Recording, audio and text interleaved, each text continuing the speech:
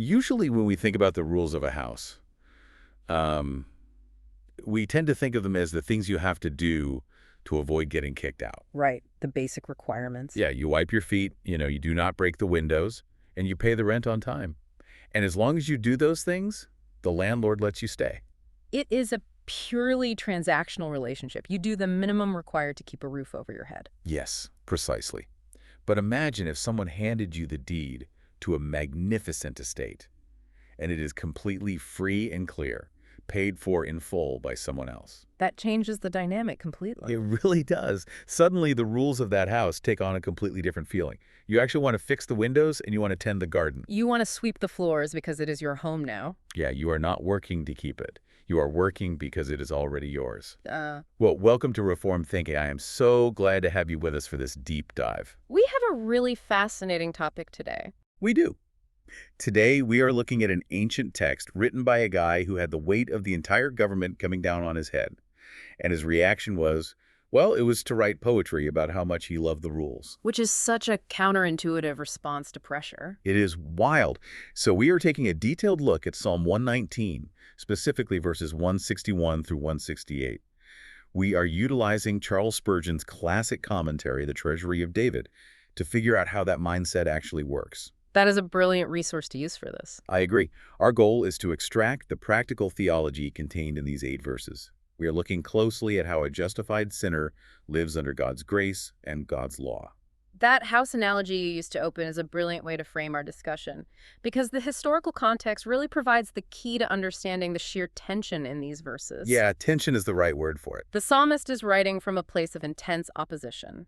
He is facing persecution not from common criminals, but from the elites of his society, the princes and the rulers. People who actually hold all the cards. Spot on.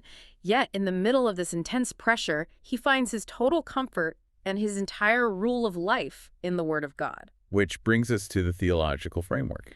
Right. As Protestant Christians who adhere to the Westminster Confession, analyzing this specific text offers you a perfect view into what theologians call the third use of the law. That is a term we throw around a lot in Reformed circles, but maybe we should define it for those listening. Let us do that. To give you some quick background, the first use of the moral law is like a mirror. It shows us our sin and drives us to Christ for salvation. Because we look at it and realize we cannot keep it perfectly. Yes, it exposes our flaws. Then the second use is civil. It restrains evil in society through the threat of punishment. Like speed limits and laws against theft. Precisely. But the third use is specifically for the justified believer. The moral law acts as a guide for living a life pleasing to God. So it is a map for the home you already own, to use the earlier analogy. Yes, rather than a checklist or a means of earning your justification, the believer looks at the law not with dread, but with immense gratitude. Okay, let's unpack this by jumping right into the first verse of our section, which is verse 161. Let's hear it. The text says, "Princes have persecuted me without a cause, but my heart standeth in awe of thy word." That is a heavy statement. It really is. We are immediately confronted with the unique sting of being persecuted by those in authority. These are princes, people who are quite literally appointed by God to protect the innocent and uphold justice. And Spurgeon points out a crucial detail there. He notes that this persecution was without a cause. Right. The psalmist had not broken their laws. He had not incited a rebellion. He was just living faithfully. He was a model citizen, essentially. Yeah, but the positional weight of the attackers is what really stands out to me. To put it in modern terms, it feels like being targeted maliciously by the CEO of your company rather than a peer. That is a really helpful way to visualize it. I mean, if a coworker spreads a rumor about you, it is frustrating. But you can brush it off or go to HR. But if the CEO uses all their positional weight, their budget, and their corporate resources to crush your career, well, the attack feels insurmountable. And deeply unnatural, too. Very unnatural. The very structure designed to provide you with a livelihood is actively trying to destroy you. The CEO analogy captures the relational and structural betrayal perfectly. When we look at John Calvin's commentary on this verse, he brings up a similar point. What does Calvin say about it? He notes that the psalmist had to encounter the grandees of the chosen people. These were men whom God had placed in honorable stations so they might be the pillars of the church in the state. Oh, wow. So when the very pillars turn against you, the whole structure feels like it is collapsing on top of you. Yes, it is a terrifying disorientation.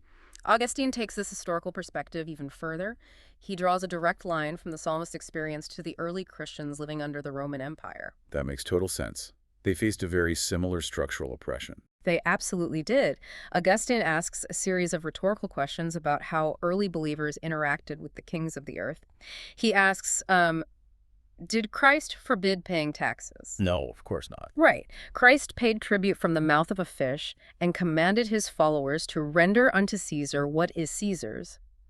Augustine then asks, did John the Baptist tell soldiers to desert the king's army? No, he told them to do violence to no man and just be content with their wages. Exactly. I mean, perfectly stated.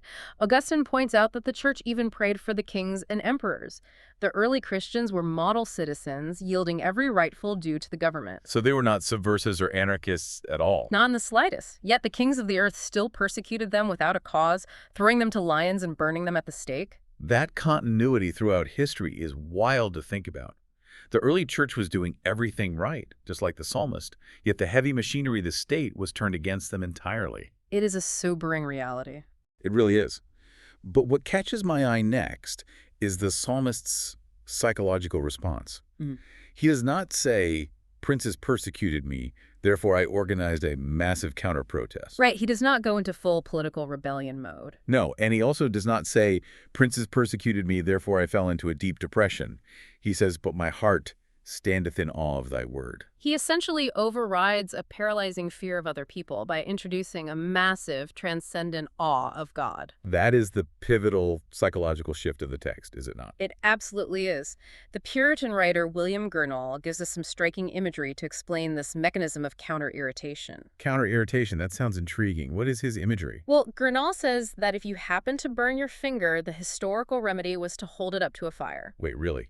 Hold a burn to a fire? Yeah, that was the thought back then. The idea was that the greater heat of the fire actually draws out the pain of the lesser burn. Okay, so how does he apply that to the spiritual realm? He argues that when your thoughts are scorched and your heart is scared by the fire of man's wrath, you must hold your heart up to the heat of God's justice and the reality of his word. Oh, that is brilliant. The fear of what man can do to you completely evaporates when placed next to the awe of the living God. I see. Because if you think about it practically, the absolute worst an earthly emperor or a corrupt CEO can do is threaten your physical freedom or your livelihood. Right. They can only touch the temporal things. But God holds eternity in his hands. However, we do have to clarify the nature of this fear because the word awe can easily be misunderstood by modern readers. That is a very valid point to raise. Thomas Manton, another great Puritan thinker, provides crucial insight here. Manton says this awe is not a slavish fear. Slavish fear, meaning like a cowering terror. Yeah, it is not the terror of a prisoner waiting for the executioner to drop the axe. That kind of fear makes you want to run away from God. Which is the opposite of what the psalmist is doing. Spot on. Instead, Manton says it is a tender reverence. It is a filial fear, which is the appropriate, loving respect that adopted children feel toward a perfectly holy father who knows their every thought. I really appreciate that distinction between slavish fear and filial fear. It is like the difference between a child who is terrified of an abusive parent and a child who deeply respects a loving parent and just genuinely does not want to break their heart. That is a perfect way to summarize it. And that distinction makes total sense of the text. It actually explains the massive emotional jump we see next. The emotional jump into verse 162. Yes, because if you just read verse 161, you see a guy trembling under the threat of a king. But then verse 162 says, I rejoice at thy word as one that findeth great spoil. We move from trembling awe under the pressure of princes straight into this triumphant, victorious joy. Right, and I'm struggling to connect the dots here. We just went from a guy bracing for impact to a guy acting like he won the lottery. It is a massive emotional whiplash. How does that psychological transition actually happen? What's fascinating here is how joy so often follows a severe struggle. John Cotton, writing on this verse, explains that a Christian approaches the Word of God like a soldier dividing spoil after a great battle. Okay, try to picture ancient warfare for a second. It was brutal. A soldier fights all day, swinging a sword, taking hits, exhausted, bleeding, and fighting for his life. But when the battle is won and he walks into the enemy camp to gather the gold, the silver, and the provisions, there is a massive rush of adrenaline and joy. The reward is directly proportional to the struggle. Yes. Cotton says the believer has a constant warfare with their own corruptions, the fleshly desires that fight against the soul. So reading the Word is not a passive activity. Not at all. When they come to the scriptures, they are looking to make themselves a gainer. They are pulling a valuable booty out of every commandment and promise. Charles Bridges adds to this, does he not? He does. Bridges notes that the natural human heart is incredibly reluctant to read scripture. Let us be honest, human nature is lazy. Very true. Overcoming that natural indolence, unbelief, and wandering attention is an actual spiritual battle. Just getting yourself to focus on reading an ancient text instead of wandering off to look at your phone is half the battle. It really is. We are so distracted. So when the believer wrestles through that internal resistance and finally grasps a truth, the insight gained is the spoil. It is a hard-won victory over the self. I see the value in that perspective, and I definitely relate to the struggle of focusing, but I have to push back slightly on behalf of the listener. Oh, please do. Does finding truth always have to be a bloody, exhausting battle with our own flesh? Spurgeon himself offers an alternative analogy in his commentary that feels a bit different. What is his alternative take? He suggests that sometimes the believer is like a plowman who is just walking through a field doing his daily work, minding his own business, and unexpectedly strikes a hidden chest of gold with his plow. Ah, I love that imagery. Right. In that scenario, it is a sudden, unearned discovery of grace. You are just reading your Bible on a Tuesday morning, not necessarily engaged in a massive theological wrestling match, and a promise leaps off the page and changes your entire week. You make an excellent point. And both realities absolutely exist in the Christian life. They're not mutually exclusive. No, they are not. Sometimes we do wrestle for years to understand a specific Reformed doctrine, something weighty like election or limited atonement. Let us pause for those who might not be familiar with the terminology. Good idea. Election is the doctrine that God sovereignly chooses those whom he will save, and limited atonement is the idea that Christ's death was specifically intended to secure the salvation of his chosen people, rather than just making salvation a theoretical possibility for everyone. Right. These are massive, universe-altering concepts. A believer might read, pray, and struggle with the texts that seem contradictory to their modern sensibilities for a long time. And it can be a painful wrestling match. But when the doctrine finally clicks into place in their mind and they see the sheer grace behind it, well, it is a hard-won spoil. They feel like they have conquered a mountain. It brings an immense sense of relief and joy. It does. But other times, as you mentioned, we stumble upon a promise in the Psalms or the Gospels that perfectly meets our exact emotional or physical needs for that very day. We did not fight for it. God just sovereignly placed the treasure in our path. Yes. Whether we come by the truth as weary warriors dividing the plunder, or as surprised finders of a hidden chest, the heavenly treasure is equally precious to us. But that joy you just mentioned, the joy of finding the treasure, it creates a friction, does it not? Friction in what sense? Because once you fall in love with something so pure, you instantly develop a severe allergy to anything fake, which perfectly explains why the psalmist suddenly starts talking about hatred in verse 163. Yes. The turn toward hatred. The text says, I hate and abhor lying, but thy law do I love. He expresses a double hatred for falsehood. Whether that falsehood is in doctrine, in speech, or in life, he absolutely detests it. While simultaneously expressing an intense affection for God's law, here's where it gets really interesting for me. I want to talk about the sheer intensity of those words, hate and abhor. They are very strong words. Very strong. In modern culture, hatred is considered universally toxic. We are constantly told to eradicate hate from our hearts entirely. We want to be tolerant of everything. So it seems almost jarring to hear a holy man declare his hatred so passionately. It does. How should a listener understand this righteous hatred without falling into bitterness? It is jarring to modern ears, I agree. But Abraham Wright's commentary provides a necessary framework for understanding it. How does he frame it? Wright explains that a natural, unregenerate man, someone whose heart has not been changed by God, can be angry at the consequences of his sin. Okay, angry at the consequences, not the sin itself. Right. For instance, think of a thief. A thief can be furious that he was caught by the police and sent to prison. He genuinely hates the punishment, the loss of his freedom, and the shame. But he does not truly hate the sin of theft itself. No. If he knew he could steal $1 million tomorrow with zero consequences, he would do it again in a heartbeat. That is a very clarifying distinction. Only a heart that genuinely loves God's law can actually abhor falsehood for its own sake. Because lying sets us furthest from God, who is the greatest good and the source of all truth, The regenerated believer hates lying as the greatest evil. You cannot separate the two emotions. Isaac Barrow also points out that lying is a crime that tends toward the dissolution of society. It is the root of slander, covetousness, and the murder of a neighbor's reputation. So the psalmist hates it because he sees its true destructive nature. Yes, he sees what it actually does to the world. That clarifies it perfectly. Yeah, You cannot truly love health without hating the disease that destroys it. that is a great way to put it. If you love your child, you naturally hate the cancer that threatens their life. Barton Bouchier has a thought on this that really struck me regarding human habits. What did Bouchier say? He says, you cannot simply leave a void in the heart. You can warn someone against the dangers of lying forever. You can give them all the sociological statistics on how dishonesty ruins relationships, destroys marriages, and tanks careers. But stats are not enough to change a heart. No.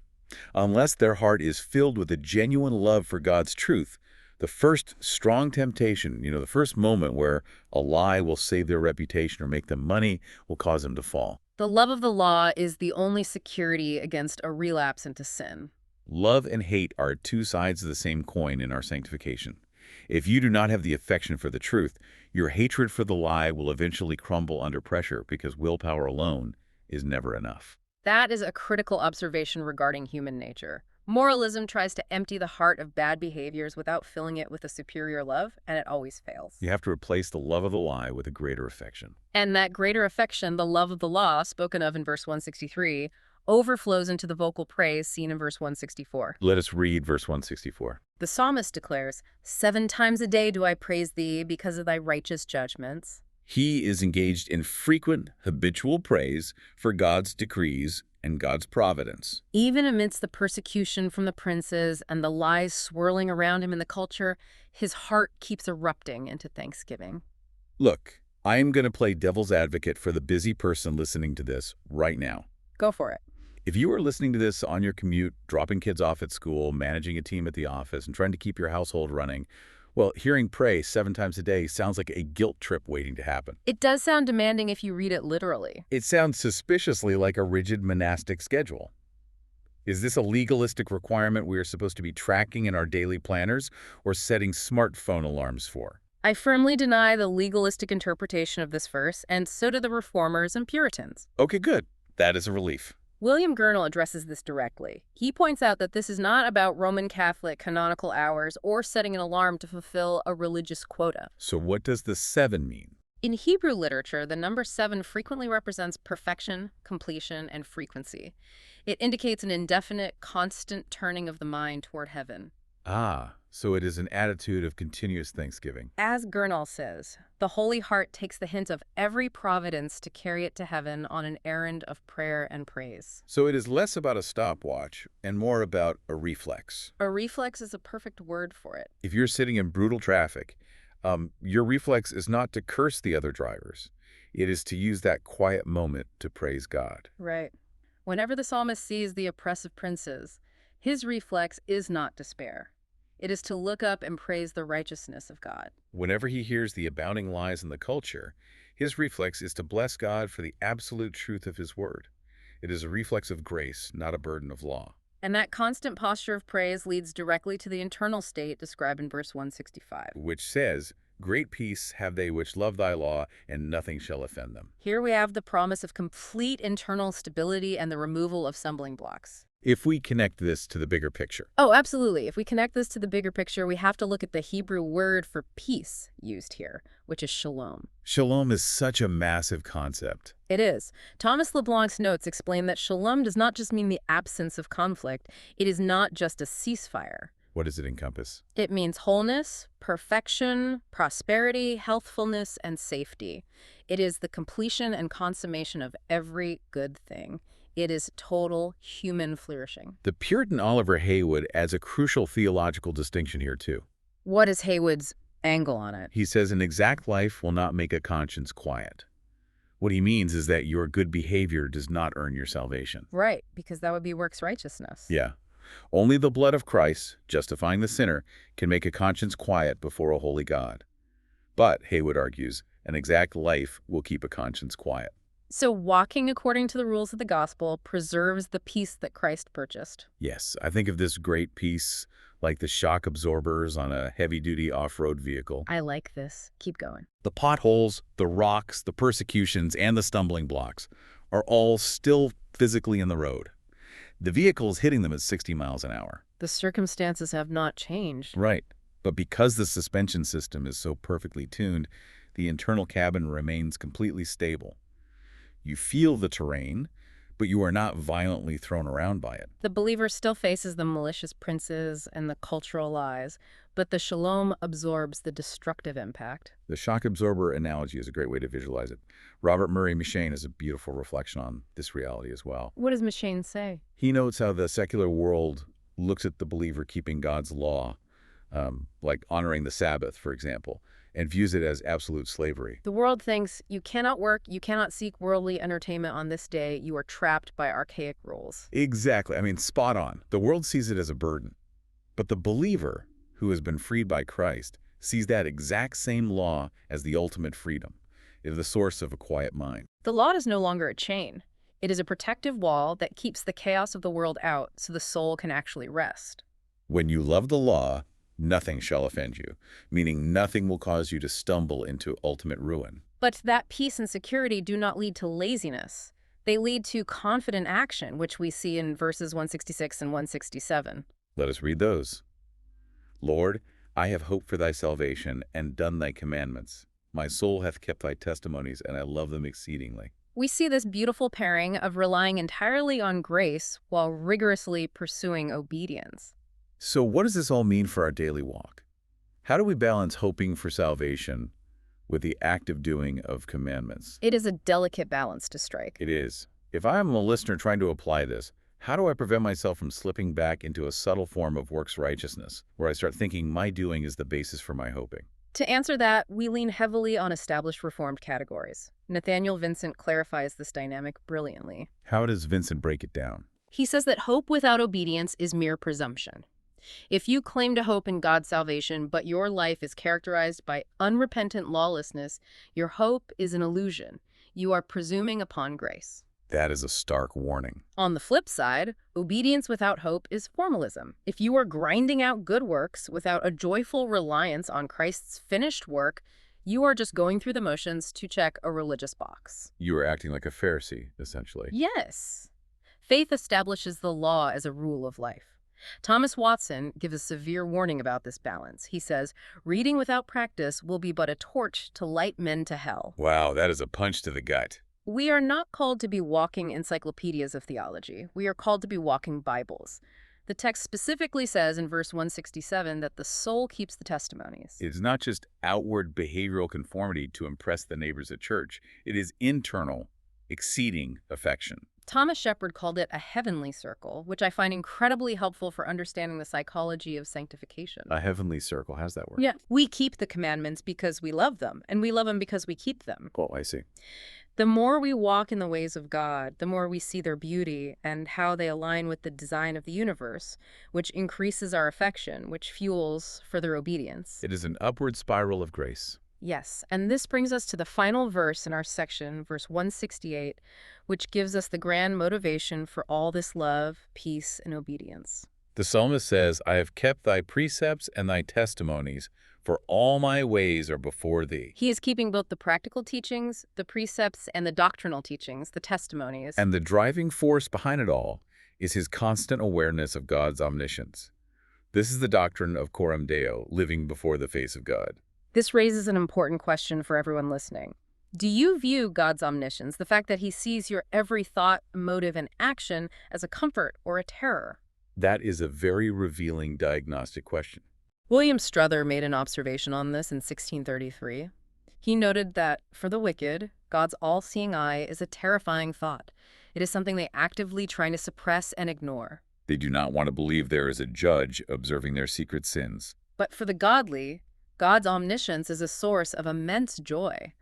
Even if earthly princes lie about you, even if the world misunderstands your motives, God sees the absolute truth. You do not have to frantically defend your reputation because the only audience that matters already knows the facts. It is like driving a car with a dash cam that is continuously live streaming your driving to someone you respect highly, like a beloved father or a mentor. Right. It changes your behavior entirely, but not out of sheer terror of getting a ticket from a traffic cop. It changes your behavior out of a desire to act honorably and make them proud. You drive carefully because you value their gaze. William Gurnall shares a famous anecdote about Alexander the Great's generals that illustrates this perfectly. Yes, Gurnall recounts that when Alexander's generals would meet in council, they had a habit of becoming unruly and argumentative. They would bicker over strategy and power. So how did they fix it? To solve this, they began setting Alexander's empty chair at the head of the table during their meetings. Just the visual reminder of their king's authority, even though he was not physically sitting there, kept them in good order. Christians live with an infinitely greater reality. We do not have an empty chair representing a dead earthly king. The living God is actually present, seeing every single step, every hidden motive, and every whispered word. Living under that gaze is what produces the uprightness the psalmist demonstrates. Before we wrap up, I know you wanted to share a striking paradox found at the very end of Spurgeon's commentary on this section. I do. It perfectly encapsulates the tension of the justified sinner living under grace that we have been talking about this whole time. Tell us about the paradox. At the end of verse 168, the psalmist makes this bold declaration, "I have kept thy precepts." It sounds like a claim of absolute perfection. It really does. But if you turn the page and read just a few verses later, in verse 176, which is the final verse of the entire 119th Psalm, this same man confesses, "I have gone astray like a lost sheep." How can a believer hold both of these truths at once? How can you sincerely say, "I have kept thy precepts," and "I am a lost sheep" in the same breath? I invite you to sit with that tension this week. It is the reality of a sincere, law-loving heart that strives for holiness, yet still desperately needs the daily restoring hand of the Good Shepherd. Both statements are entirely sincere, and both are accurate in the life of a growing Christian. That is a phenomenal thought to end on. It brings us right back to the beginning analogy. The law of God is the set of rules for the house you have already been given by grace. You strive to keep the house clean because you love the master who gave you the deed. But when you inevitably track mud onto the floor like a wandering sheep, you know the master will not cast you out into the cold. A beautiful sum. I encourage you to take these 8 verses from Spurgeon's Treasury of David and meditate on them as you go about your week. Apply this Reformed perspective to the practical realities of your daily walk. Thank you for joining us on Reformed Thinking, and we will catch you on the next deep dive.